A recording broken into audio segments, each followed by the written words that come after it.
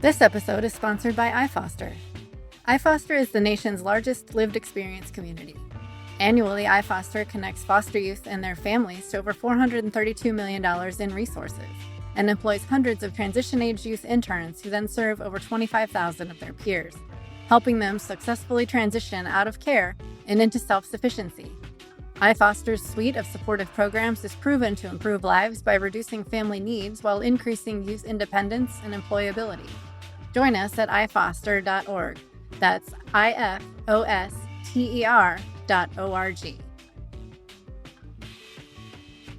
Hello and welcome to the Imprint Weekly Podcast. I'm John Kelly, Senior Editor of The Imprint, a daily news site covering child welfare and youth justice around the country.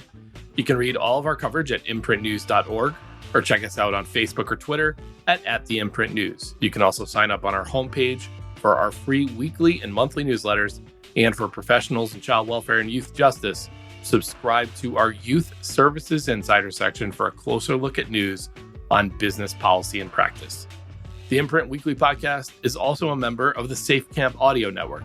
You can check out our show page and all of Safe Camp's other great podcasts at safecampaudio.org on the web or at Safe Camp Audio on social media. On this week's episode, we are joined by Alex Adams, the Trump administration's Assistant Secretary for the Administration for Children and Families. Now, my colleague, Michael Fitzgerald, interviewed Adams extensively on the podcast last year as he began his tenure, where he talked about his experience leading the child welfare system in Idaho, his professional experience before that, and the administration's child welfare goals for Trump's second term. On this episode, we follow up 6 months later to hear a little bit more about recent actions by the Trump administration on child welfare policy, including the Home for Every Child initiative, their decision to rescind the Biden-era rule aimed at ensuring supportive placements in foster care for LGBTQ youth, the potential for changes to the Chafee program, which supports transition-age foster youth, and more. So without further ado, here is our conversation with Alex Adams.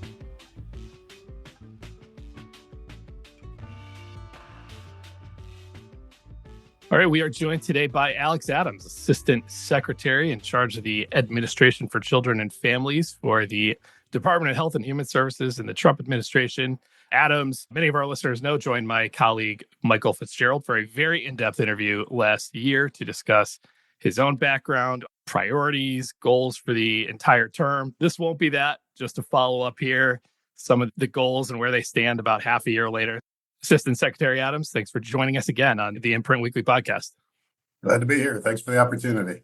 How has the experience been thus far? Before we get to policy, what's the experience of being in federal bureaucracy been like for you? It's been 6 months. I don't know that I would describe it as federal bureaucracy. I think the Trump administration generally, and my team at ACF specifically, is trying to barbecue some of the bureaucracy. And I guess that's fair. I guess bureaucracy it only has a pejorative connotation to everybody, even though it's just a thing that exists. But okay, federal government. How's it been being in federal government? I've enjoyed it. It's been 6 months. In many ways, it feels like dog years. It feels like 6 years. And the wrinkles in my forehead have probably deepened, and the crow's feet around my eyes have probably heightened. But I've enjoyed every minute of it. The ability to make a difference on a national scale, the opportunity to try to bring a home for every child. I've enjoyed it. Probably the most common thing I hear, certainly feedback gets filtered when it comes to me. But when I meet with outside groups, when I meet with stakeholders, probably the most common feedback is just the quick pace of action that they're seeing from ACF. Certainly, I didn't drive here from Idaho for a title. I drove here to get things done, and hopefully people see that. Hopefully they feel that. Hopefully they're seeing that at the local level, and look forward to discussing many of those things. I remember this was before podcasts existed, so this was just a print interview, but I remember interviewing one of your predecessors, one of the Obama child welfare appointees who had a similar trajectory. He joined the administration after having led a child welfare agency, and asked him about the difference and what his life was like. And his view was this whole new set of challenges, trying to get your head around everything with the relationship between federal and state.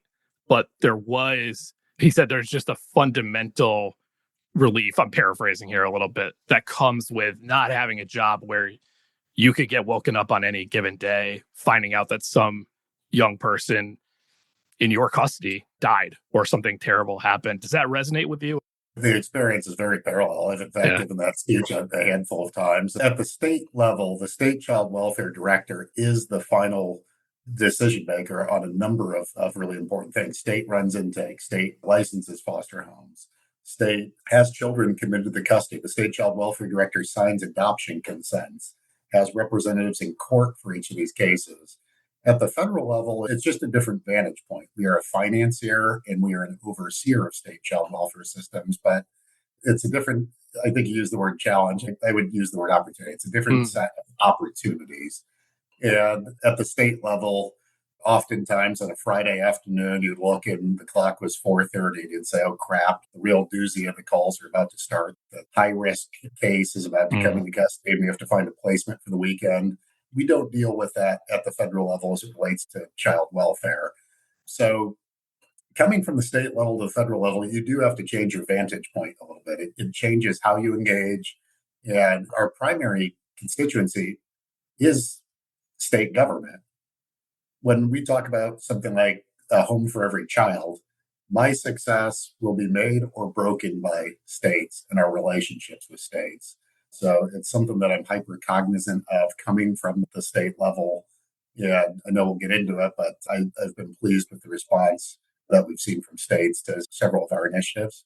Yeah. So let's get right into it then and let's start with Home for Every Child, since that is the North Star goal of the administration and you. I want to make sure that people who maybe haven't read up on it or listened to the previous interview that we did with you can understand it really as a proposition or an initiative. So I'll give an attempt at it. You correct me if I'm wrong, but big picture, the trade-off in play here, so to speak, is that states have the opportunity to halt work, put off to the side the sort of standard program improvement plans that have been attached to universal failure of the child and family service reviews, which is the way that the feds have heretofore patrolled child welfare outcomes and how federal money is getting spent and all that. And if they agree to that, they're committing to working with you guys on a different PIP that is focused on really achieving this 1-to-1 ratio of foster homes to youth and foster care. Is that a fair kind of top line description of what the initiative is? Yeah, absolutely. And I maybe even going a step backwards even further. I'll give another shout out to the imprint, just like I did last time. You guys have run the Who Cares database, which is a brilliant title, by the way. But it was the only source available of how many foster homes are there in any given state. When you compare that versus AFCAR's, there is a shortage of foster homes nationwide. For every 100 kids coming into care, there's only 57 homes to care for them. So a lot of our message has been about getting that ratio of homes to kids up. And it's not just about hitting a number. It's about changing the mindset of a child welfare system from being reactive to proactive and managing capacity. Certainly, the best foster care system is one that's not needed. We want to prevent entry into foster care. If you prevent entry into foster care, you shrink your denominator, which shrinks the number of homes you need. But not every entry into foster care is preventable. So we want states to be diligent about how they're thinking about the resources that they'll need for children coming into care. We want states to have a robust network of foster homes available to children so that we're not overusing congregate care. We're not using non-traditional settings or other locations that are just not conducive to long-term child outcomes. So our way of manifesting that into action, as you said, was restructuring the PIP. I published an op-ed at the imprint called Why We Put the PIP on a PIP. Yeah, it turns out I'm never as funny as I think I am, but that title... It's acronyms, man. People are just, acronyms are a tough sell. Yeah. But uniformly, every state has operated under a PIP for 25 years. And objectively, it has not moved the needle in terms of outcomes as measured by the PIP. I don't believe that we have not had progress in child welfare in 25 years. I think any objective observer would say there's been progress. It calls into question how we were measuring it, but the exam was more than how the pupil's skill set. And I will say, if there's defenders of the current PIP process or the CFSR, I certainly haven't found them. In fact, we've found a lot of support for trying something different. In fact, even some of the original creators of the CFSR, I said it's kind of like the ending credits at the Jurassic Park, where they realized that maybe the creation had grown beyond what they had originally envisioned and needed to be changed a little bit. What an analogy. Was this always where it was headed for you? Because I'll say, I remember hearing you early on talk about the idea of a home for every child as a North Star for you guys and thinking, okay, this is a sort of rational way to hang a rubric around everything you're going to try to do. It's just going to all be headed this way. But now I would say it's much more of an actual like specific initiative that states can opt in or not opt into. Was that always what you had in mind, or is that sort of something you did develop as an idea once you got there? A little bit of both. When you go through the Senate confirmation process, it's a lengthy process. The Senate is very diligent in managing their advising consent process to make sure that we make good decisions. I was nominated in March and I got confirmed in October. So I had a 6-month waiting period. I'm grateful to the Senate for doing their due diligence. I do think those 6 months, in retrospect, it didn't always feel like it at that time, was probably a godsend because it allowed me from the confines of my home in Idaho to think through, if this is going to happen, what are the types of things that I would like to do? I've certainly talked a lot about how we had used the ratio of homes to kids in Idaho. So I knew I wanted to bring that to DC, wanted to try to reorient some of our oversight around that. So it didn't take long to say CFSR, APSRs, and the whole acronym industrial complex was the way to go. I was probably going to attack it from a slightly different angle. But when I got here, when I got sworn in, I showed up in the middle of a government shutdown. The downside to that is I didn't have a lot of staff around. And as I've said elsewhere, one of the blessings of this job is the staff at ACF from top to bottom is top shelf. We've got some world-class talent here. I can harness the collective talents of hundreds and hundreds of employees, but they were not here when I showed up. The flip side, though, is some essential programs continued, and then some of my political staff had been exempted from the shutdown. So it gave us a little bit more time where we weren't handling a lot of the day-to-day responsibilities because we were shut down and you can't violate the Anti-Deficiencies Act. So it gave us quite a bit of time to talk as a leadership team about where we wanted to go. We used a leadership philosophy called 40X, 4 Disciplines of Execution. We talked about the 3 wildly important goals we wanted to lead on as an organization. And it gave us a chance to then recalibrate planning ideas from afar, 2,000 miles away in Idaho, and then fitting them into the day-to-day business of an organization are 2 different things. So I'd say generally I knew where I wanted to go. Exactly how to do it was calibrated with the leadership team when I started. And then we had things ready to go right when we got out of that government shutdown. You had President Trump signed the Fostering the Future executive order, which gave us 180 days to do certain things. I said I wanted to do some of them in 180 hours. And we rolled out the PIP stuff relatively quickly thereafter. It's been live for about 100 days. And you never know quite what to expect. The dustbin of history is littered with government initiatives that have an energetic leader. And then kind of like my birthday parties in high school, nobody shows up. So I said success for us would be 10 states joining us the first year. I wanted a cohort of 10 state pilots. Let's see what works. Let's see what doesn't. And if we want to go back in and then update the CFSR regs, the APSR regs, let's do it informed by the experience. What I didn't want to do after states have gone through 25 years of the existing process and finding it doesn't really work and then finding there's not a lot of support for it, I didn't want to come in too quickly and start pushing out some of the Jenga blocks and then find out that it didn't work. I wanted to pilot it. We made it available to all 50 states. In the first 100 days, we've already exceeded my 10-state goal. We have 15 states that have joined, and it's a mix of red states and it's a mix of blue states. States as diverse as Alabama and Delaware, Maryland and Oklahoma. We've got the District of Columbia and Louisiana. And we know that list is going to grow. We're in active discussion with other states. So even though if you pull up the map, it's heavily concentrated in SEC country right now. Does that surprise you? I noticed that it's a huge, when you look at it mapped out, it's this very heavy cluster in the middle of the country. And then like Rhode Island and Maryland, DC, I think nothing in the West, right? Including Idaho, but I guess you guys have a pretty high ratio already. But you could rest assured additional states, including in the Intermountain West, will soon be joining. It's probably a function of a couple things. Not every state is through their CFSR review. Some states were already at the PIP stage and therefore had more pressing and compelling need to either renegotiate an existing PIP or finalize a new PIP. So I think part of it was just, a function of what states already were at the PIP stage. And then I think some of it, Oklahoma has always been a great partner with ACF. And their governor's head of National Governors Association. There's some symbolism of starting with the NGA had and some of those things. Some of it was opportunistic. Some of it was just the reality of who was already at the PIP stage. But we do know it's going to grow. The thing that excites me the most is this will allow us to fulfill one part of the executive order that the President and First Lady Melania Trump signed. And the executive order talks about a scorecard of states. And what my challenge was at the state level with AFCAR's data was by the time it's live on ACF's website, it's 2 years out of date. Absolutely incredible data, but it's 2 years out of date. Find one leading business that makes decisions, data-informed decisions based on data that's 2 years out of date. I wanted to get to near real-time data. Certainly changing data requirements for states and the frequency is always a complex thing. So the fact that we've had 15 states say, no, we see enough advantages to this that we're willing to provide this data on a monthly basis shows we struck an appropriate balance.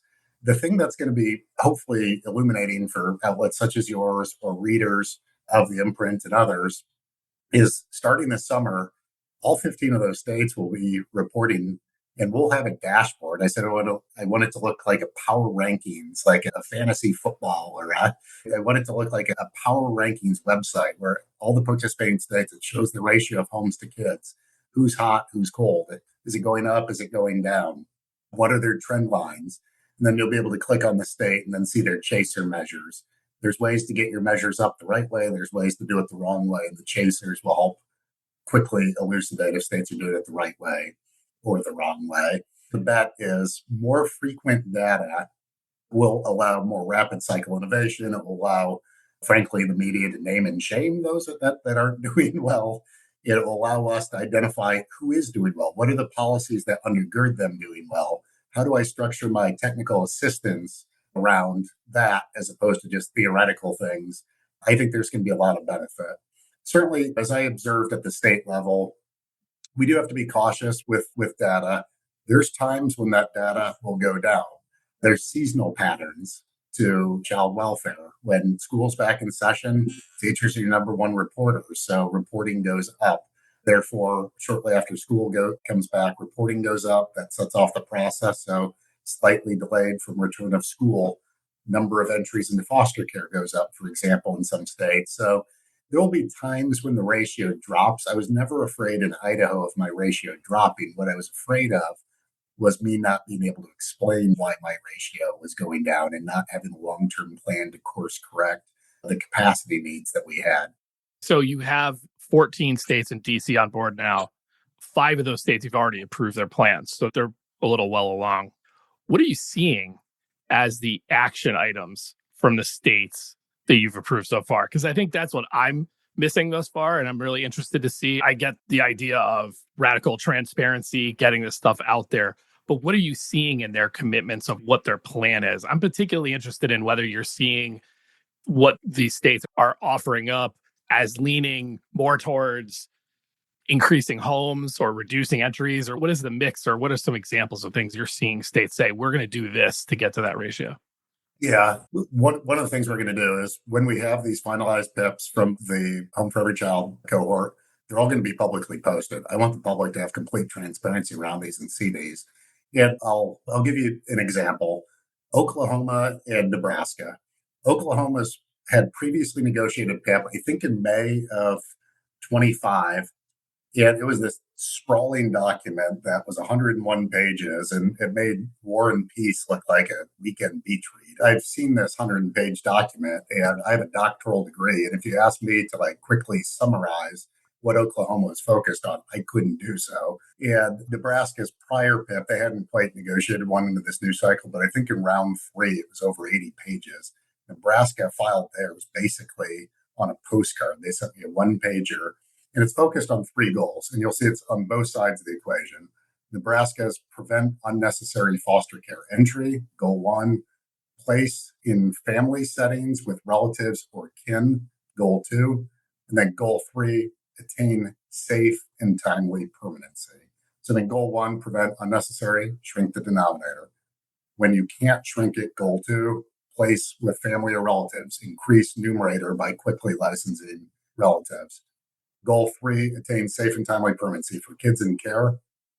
Get them out that back door quickly, shrink your denominator. So it's a balanced approach, focus on both sides. Nebraska then talks about what their strategies and tactics are, and then it talks about their measures.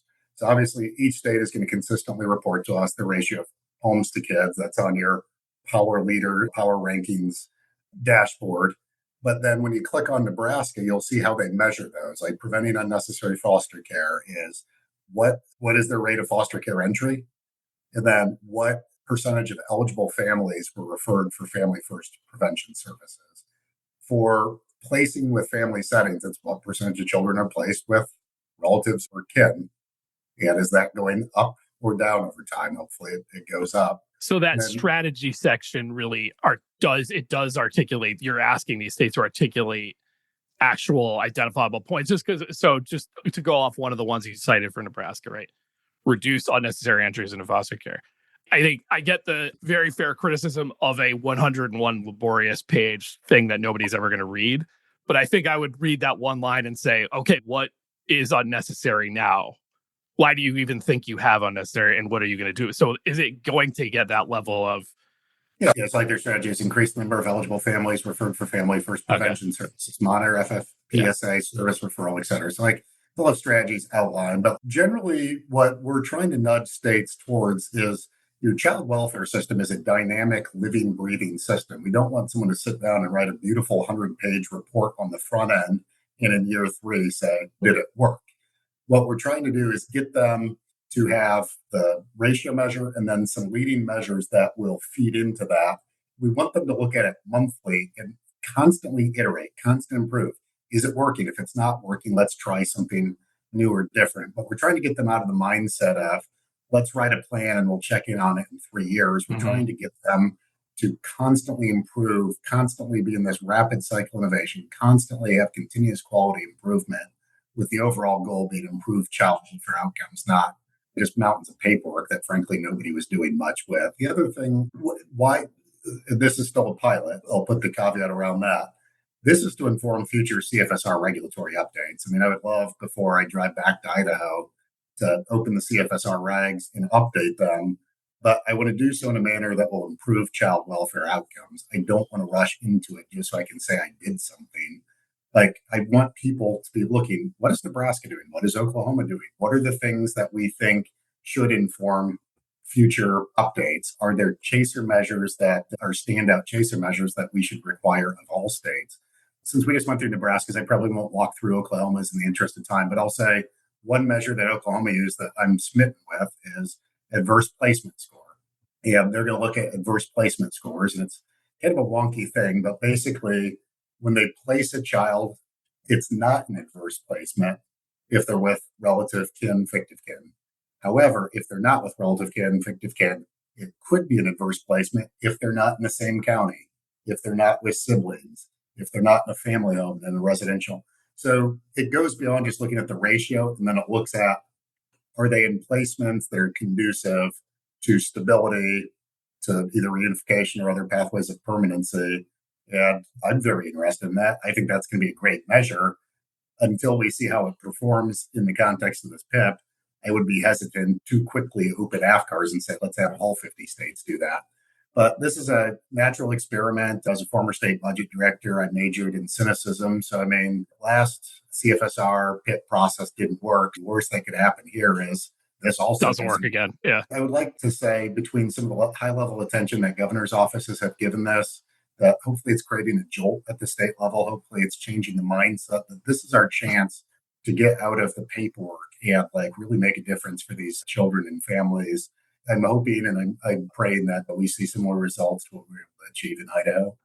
Last question on Home for Every Child. Have you set a base methodology for the calculation of these ratios? Because I will say, as an architect of our Who Cares project, it gives me pause to think that it would ever be, we just call or email states and ask them. We have no real direct relationship with those states. And I imagine some of those states have some feelings about how they should be counting this too. So do you have one? I would imagine you must if you've got 5 states approved.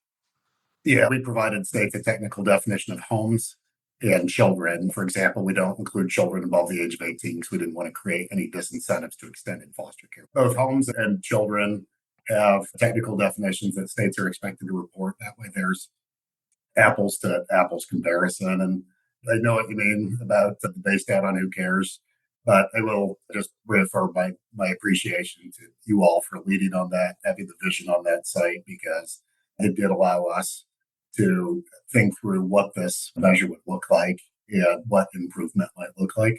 But it'll be wild when we have the actual measures reported to us to compare the number of homes versus what was in the who cares database. You can see it beat up or down, and we'll find out. Are you a professional in the field of child welfare, juvenile justice, or other family and youth services? Subscribe today to Youth Services Insider, the imprint's exclusive section on all the insider news you need to stay in the know.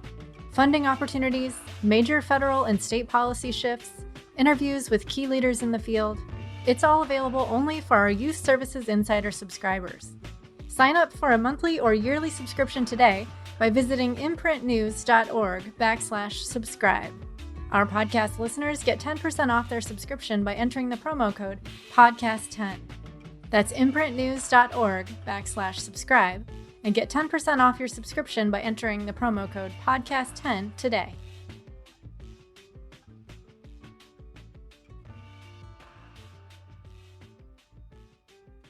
So let me ask you about a kind of a capacity issue within the broader capacity issue that we're talking about here. The Trump administration has begun the process of rescinding a Biden-era rule that was aimed at requiring states to ensure that there are foster care placements that are affirming of LGBTQ youth. The description of it was a designated placement. You basically have to have this adequate supply of designated placements that really go beyond just being supportive for those youth and be involved in special training on their needs, facilitating access to activities for them.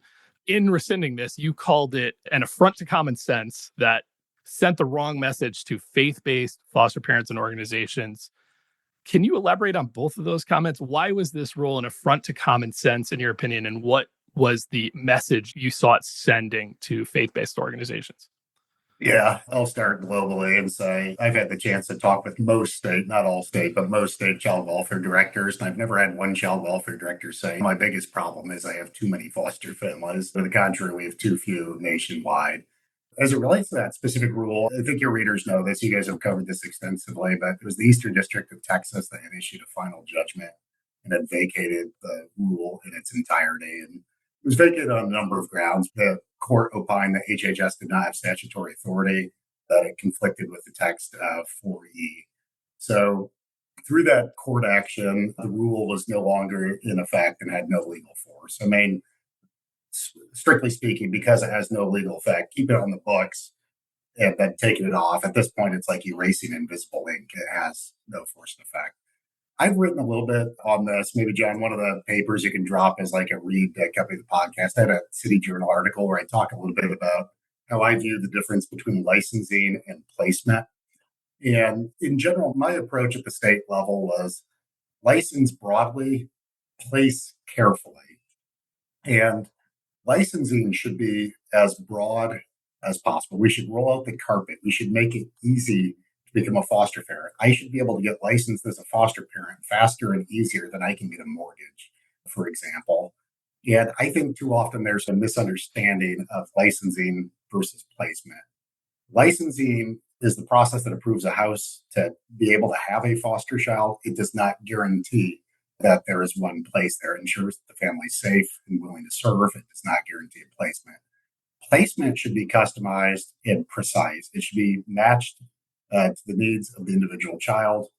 But when you try to constrict this chain link fence at that first chain and try to say all foster parents must do A, B, C, D, and E, you will never be able to recruit enough foster parents for the number of children coming in. Wouldn't you agree that, because I know that you guys have taken actions around states that have espoused a approach to licensing foster parents that requires universal acceptance of certain premises.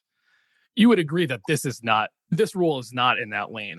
My understanding of that rule is not that it limits anybody's ability to recruit a foster parent, only that a certain quotient of them must be in this lane that they've described. And I've certainly heard criticism of this rule on different roles, but I guess I would say I was a little surprised at the strong feeling you put out there about it in that announcement. It's not exactly apples to apples with your actions in the other states. I think, like I said, the rule might as well have been printed on cracker. The court said that there is no force in effect. HHS did not have appropriate authority. It conflicts with other federal laws. We're talking about a law that has no force in effect. So, I mean, getting it off is just the right thing to do to create transparency around what states are actually expected to do.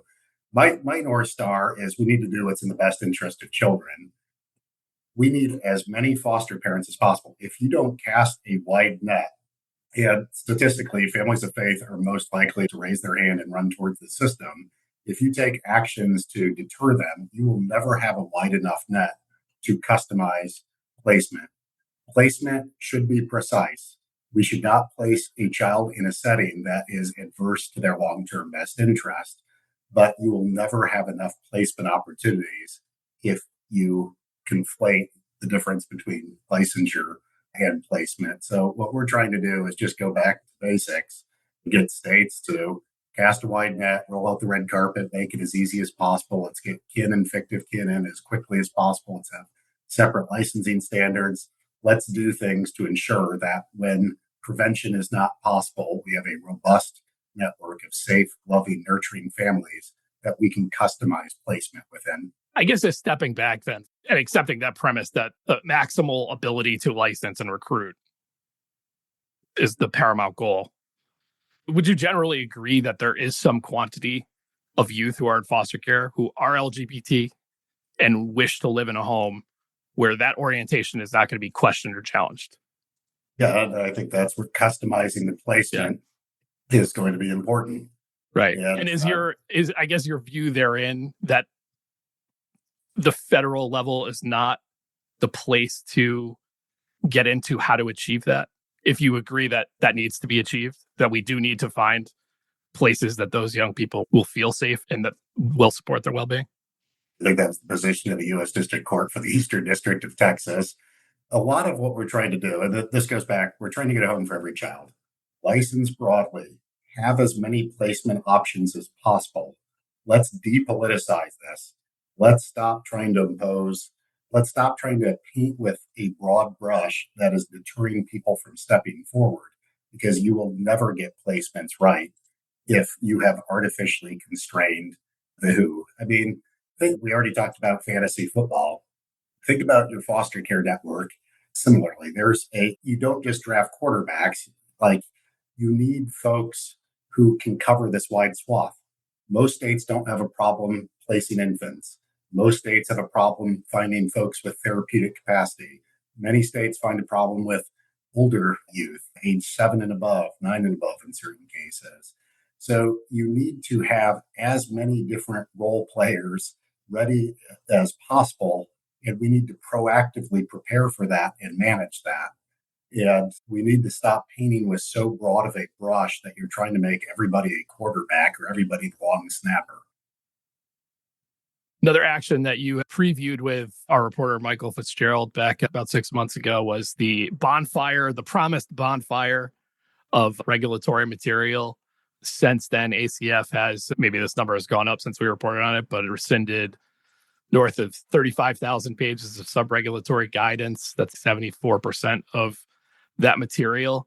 You guys put it up in a transparent way, so I'll drop a link, but there are ways where you can see what got cut and what stays. Help a layman out here understanding like why this matters. I think for somebody who's not seeking clarity on federal funds or policy in a regular pattern, because I don't need to for my job, what are some of the examples of the ways in which eradicating these materials, improving the federal-state partnership, like as close as you can get to somebody like me or somebody who's just interested in understanding like why this system, that dynamic is better now than it was 4 months ago?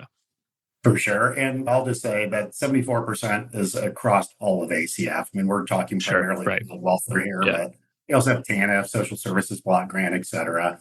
First, I would say, I'll know the process by which we did it, I hope is seen as a model for how to do it. We involved career staff, legal review, we posted publicly, and then anything that was decommissioned, we still archived so that there's no accusation that something is being hidden. People can still search the archive, but it's an archive and every document is clearly marked as such. We tried to set the standard in how to do it the right way. Why that's important, it frankly leads to limited benefit outside of the state grant recipients. But as a former state grant recipient, from time to time, we would say, can we do X with TANF? Or can I use social services block grant to do Y?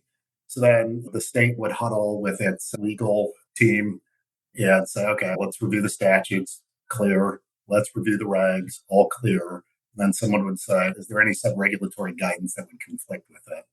And sub-regulatory guidance, some refer to it as regulatory dark matter because it's not always publicly posted. Sometimes it lives in a government official's drawer, for example, in the most literal sense. So we would get these qualified opinions back from an attorney at the state level saying, it appears you can use TANF consistent with the statute and regulations.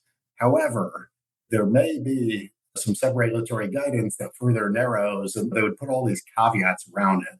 And that just makes you risk averse. And we're trying to get states to not be risk averse. When states are risk averse, you get into this mother may I, and then they'll send an email to ACF saying, may I use TANF for this? And then it gets together a group here, and then we issue a new guidance document saying, yes, you can use TANF for this. Yes, you can use TANF for that. And then once you have all of these permissions, then, well, what about something for which there's not express permission? Does that mean it's prohibited? So it compounds the problem. I think every state lives in fear that a bureaucrat, I will use the pejorative, a bureaucrat has a photocopied document of guidance from August of 94, and they've been waiting for the right moment to pounce and nail a state to the cross for violating that 1994 policy that heretofore nobody knew. What we're trying to do is we're trying to say, live within the statute, live within the reg. And within that, there's always going to be a gray area in these grants. If something's not expressly prohibited and it's generally carrying out the purpose of the grant and it's in the best interest of grantees, we want states to be able to experiment within that gray area without having to come to us for permission on anything.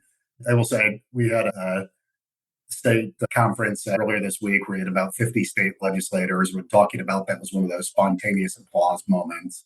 So I do think it resonates with states. I do think states have felt constrained by this tangled web of permissions. And we do think that it will help some states press the needle on 4B uses, for example, without having to go to Congress and get a bunch more of clarifications, or having us update the child welfare policy manual with a bunch more clarifications. Reagan used to say, if you're explaining, you're losing. I think when it comes to federal grants, if you're clarifying, you've already lost. I want to get to the point where states feel empowered within the statute and the reg. If something's not prohibited, if it's in line with the purpose of the grant, if it's for the betterment of child welfare outcomes, creatively leverage the gray area in consultation with your state legal counsel. You guys recently convened some leaders from across the country on kinship care and more particularly kinship licensing and approval. The state of play there is currently that many states have committed to creating a streamlined path for approving kin. Less have actually gotten it done and approved. I was appreciative of you guys letting me be a fly on the wall to hear some of those conversations. I'm interested in what you guys took away from it. I heard some mix of states that seemed to feel like there were legislative steps necessary or just some flat out confusion on what was taken. But I saw a lot of ACF folks copiously taking notes on the whole thing. So what was the takeaway? What's actionable for you guys coming out of that session? Yeah, there's a couple things on the radar. A session like that, we've done a couple of those now, and we're going to continue to do those as long as I'm here. And overall, the goal is to get thought leaders in the room, bring thought leaders, state leadership, nonprofits, others who have been in this space. Let's just have candid discussions about where we are and where we go from here. So hopefully you saw that in action. What we've generally been doing is we've been organizing them around a home for every child. Certainly, you can increase your numerator fastest by every child that comes into the foster care system, quickly pair them with kin or fictive kin. If you do that, you get to 1-to-1 ratio pretty darn quickly. So we're very supportive of kinship. I think first things first, communicating that, demonstrating to the community that we support kinship and kin first policies was important. But then second is, what are some of the pressure points? Why hasn't streamlined kin licensure gone as fast as we thought it would? Why hasn't kin navigation gone as far as we thought it would? Why are still the minority of kids placed with kin on entry and exit? And hearing some of those pressure points, we're working on takeaways. I wouldn't be surprised if you see some notices of funding opportunity in the future that might help accelerate a state's ability to execute on the promise of kin first culture. I wouldn't be surprised if you saw some information memorandums, maybe updating old licensing guidelines to clarify which ones apply to kin versus non-kin in line with what some of the nonprofit groups have put forward. But I think first things first, communicating our support for it. Second is figuring out the roadblocks and then matching that with the toolkit of federal action. Statutory changes, regulatory changes, guidance documents, publications, convenings, things like that. And we're going to use every tool in our tool belt to help states achieve a home for every child. So I would view each of those individual convenings as one tactical way of getting closer to getting that 1-to-1 ratio. Were there any specific barriers that you guys heard where it was like, we can act to make that easier right now? Certainly, until we release those, I'd be hesitant to forecast future action.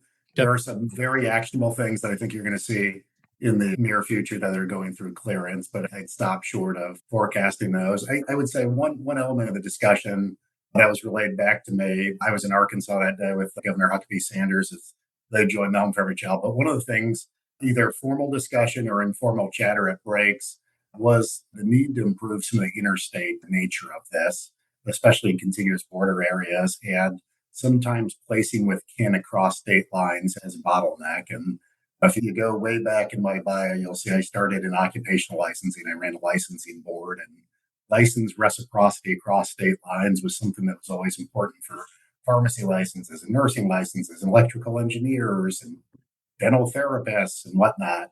The wheels turning around how we might be able to improve interstate licensing for the betterment of children, fast track them with kids. Oh, yeah. The old interstate compact. That's one of the final wonk bosses of understanding child welfare policy. So if I had to predict that a lane of child welfare policy that Congress is going to act on this year, I would say it's probably the Chafee Act. It's kind of overdue for a look. You see some bills trickling in on both chambers. I think on the same day that me and you are speaking, the First Lady, who's a foster care policy emissary of sorts for the administration, is headed over to Ways and Means to have a meeting with them. What does the administration hope most will change about Chafee during this cycle? Yeah, first, hats off to First Lady Melania Trump. I think there's a credible argument she's the highest ranking political figure in American history to directly engage personally on child welfare issues, and her vision is inspiring all of us. Fostering the Future executive order is a testament to her leadership, and HHS is excited to be a part of it. As I look at the clock, I know she's an hour and 10 minutes away from going up to the Hill. We have talked to her office staff extensively about Chafee. So because she has not yet gone, I hesitate to get ahead of my First Lady and talk about that. But what I would say generally is, if you look at core elements of the publicly available executive order, improving outcomes for older foster youth in particular has long been a passion of hers. Housing supports in particular. I mean, the Melania Trump Foster Youth Independence Program, her name is literally on the program now.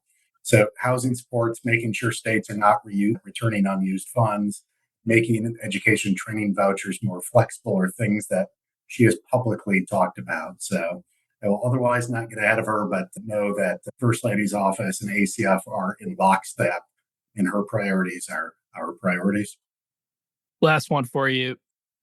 You came in with experience in one state on child welfare. Now you're exposed to the goings on around the country in a much more regular way, I'd imagine. How do you stay current? And what would you say has surprised you as an issue? Maybe something you didn't anticipate going in that now you're thinking, wow, this might be something we need to get involved in on the federal level. Yeah, coming from one state to the federal level, probably the biggest lesson learned is just how different everybody's structured. I was under an umbrella HHS agency where I had Medicaid, child welfare, licensing all under one roof, which gave me the ability to do some things that these standalone agencies can't. I talk a lot with states that are county administered and some of the benefits that has, and then frankly, some of the challenges that presents to frontline administration. So a big part of my message, though, is we're here in my limestone building off of Independence Avenue in Washington, D.C. I don't suppose to know what North Dakota needs. I don't suppose to know what Kentucky needs. So a lot of what we're trying to do is to empower them and to unlock their frontline capabilities. We talked about Nebraska's PIP. I highlighted some of what Oklahoma's PIP were. Those were things that were important to them. Those were things that were important to their frontline stakeholders. So one of the things probably most surprising is just the more I dissected it, the more different layers of oversight that are on child welfare. I have a paper coming out that talks about the 15-layer dip, I'll call it. State child welfare directors are under pressure from their governor, from their legislature, from their courts, from plaintiffs' counsel, from state ombudsman offices, from citizen review panels, from children at risk task force, and all of these other things. They're getting pulled in a million different directions and they're juggling competing expectations. I think oversight works best when it's local and it matches local needs. So a lot of what we're trying to do, frankly, is adjust our role to support the states with our accountability being measures that we think are high value, high yield, and getting that more frequently. Alex Adams, Assistant Secretary for the Administration for Children and Families. Thanks for joining us again on the Imprint Weekly Podcast. Thanks, John. Appreciate the time. Thanks to Alex Adams, Assistant Secretary for the Administration for Children and Families, for joining us today. And thanks to iFoster for sponsoring this episode. The Imprint Weekly Podcast is a production of the Safe Camp Audio Network, which is a division of Fostering Media Connections. Please visit safecampaudio.org on the web or at SafeCampAudio on all major social media. This podcast is produced and mixed by Christine Anjoko, with music by Luke Giroux and Cyrus Elia. If you enjoyed this episode, we would love it if you would consider subscribing or giving us a 5-star rating on Apple, Spotify, or wherever you download your podcasts. And we would greatly appreciate if you would consider supporting our work here on the podcast and in print. Small donations from our listeners and readers go a long way towards helping us grow and cover more great stories in child welfare and youth justice. To support us, it is very easy. Just visit imprintnews.org/donate. You can follow The Imprint on Twitter and Facebook by searching the handle @TheImprintNews and visit us on the web at imprintnews.org. And you can always reach us over email at tips@imprintnews.org. I'm John Kelly. We'll see you next week.